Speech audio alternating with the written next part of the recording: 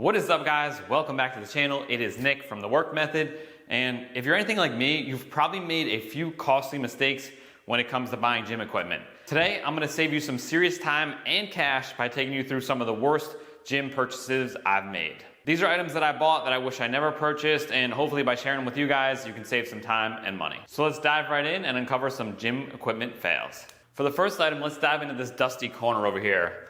The first item that I regret buying here is this AbMat Barbell Bomb. This is essentially a portable landmine device.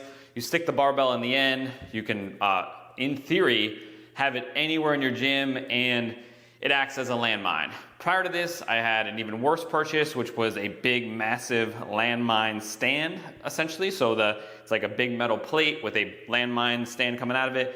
And I said, oh, this looks cool. Let me try the Barbell Bomb. It's light, it's not very expensive, so it's not a super costly purchase, but it just doesn't work like it's supposed to. I find that it slides too easily. When you load it up a weight and you're trying to do presses or do squats, you basically have to have it leaning up against the wall. So at least on my rubber floors here, it doesn't stick very well, kind of defeating the purpose of it. This right here can be easily replaced with this right here. You simply just take a tennis ball, you slit a hole in it with a razor blade, you can then stick the barbell in it, and since you have to put it up against the wall anyways, it's not gonna slide, it's gonna function the exact same, and it's probably like $2 instead of 30 bucks.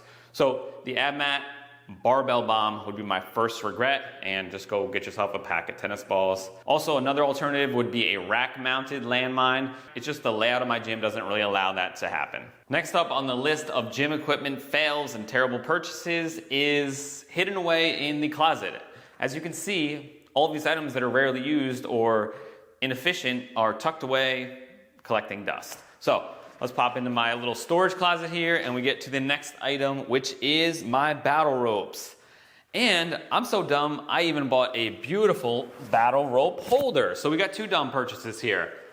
Battle ropes that I think I've used maybe once or twice. Unless they are gonna be out on the floor, set up permanently, I think it's a dumb purchase. I have a ski erg here that kind of does a similar function of some upper body cardio in a much more efficient way, but the battle ropes are just big. I don't have a huge gym here, so I have to open the door up to let them fully extend. They make a lot of noise.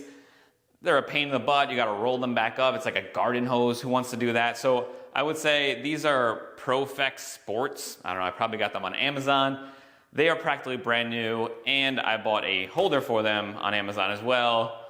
All of it is a pretty big waste of money, and I would not recommend unless you absolutely love battle ropes. There's nothing special about using battle ropes for a cardio source. And not only do I train myself in here, but I train clients in here all day, and I still don't find a use for these. So I would leave battle ropes off your list of home gym essentials. And I would like to give you some type of substitute. I would say that the Concept 2 Ski Erg would be another good upper body cardio substitute. Although we have a big price difference here in that this is probably like $800 or $900 and this is probably under $100. But there's nothing special about the battle rope cardio per se, other than the fact that most people don't do it correctly. The form gets really sloppy as they get tired very quickly, and it's just not the most effective form of cardio. You're better off going out for a long walk, run, or just focusing on your diet if you're trying to lose weight. For the next item on the gym fails list, we're gonna head back over into the corner of dust, and we are going to grab another item from the landmine purchases, which is a landmine handle. I think this is the Ben Bruno version, but basically most big providers sell some type of landmine attachment. There's a bunch of different variations like the Viking Press one. This is a simple knurled grip with a head.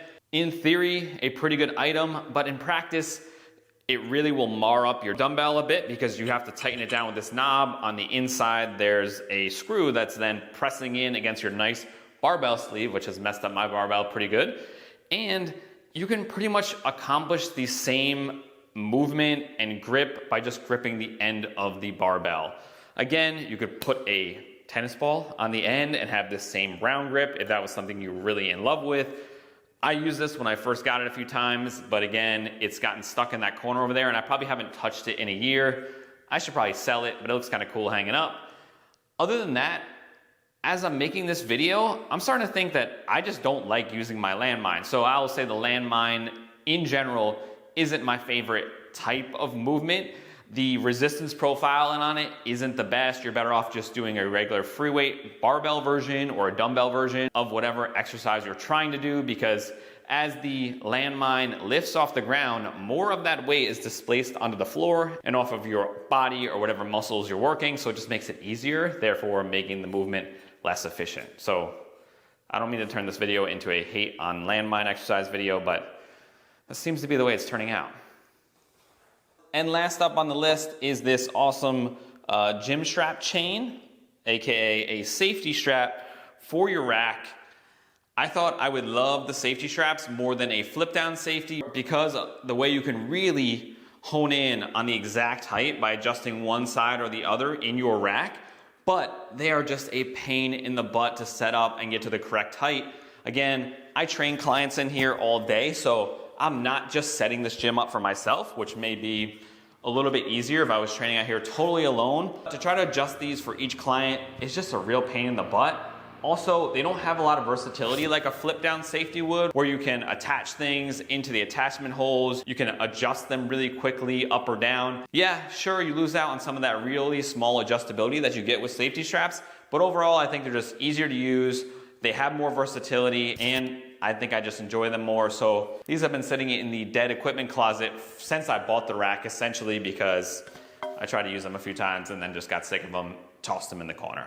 So obviously, safety is important, especially if you're working out alone. So having some type of safety item like this to make sure that you don't hurt yourself while working out is important. But I do think that the flip down safeties would be a better option, and I'll link those down below.